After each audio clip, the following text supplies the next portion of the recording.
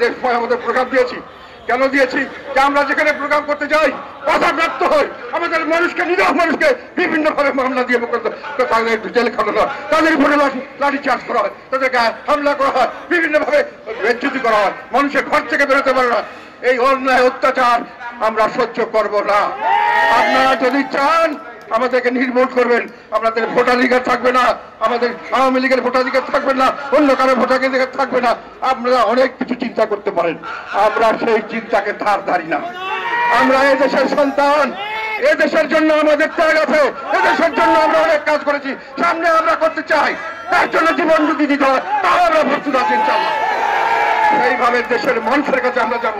দেশের মানুষ যদি আমাদেরকে গ্রহণ না করে আমরা মাথা বেঁধে নিব সেরায়। কিন্তু আপনি ঘরে বসে আপনার সুবিধার জন্য আমাকে বাদ দিবেন, আপনার সুবিধার জন্য আমার ভোটারকে ভোট কেন্দ্র যেতে দিবেন না, সেই ফ্যাসিবাদী আমরা আর দেখতে চাই না।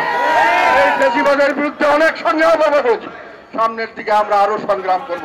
যতদিন এই নব্য ফ্যাসিবাদ সম্পূর্ণভাবে বাংলার মাটি থেকে চলে না যাবে ততদিন আমাদের সংগ্রাম চালু থাকবে।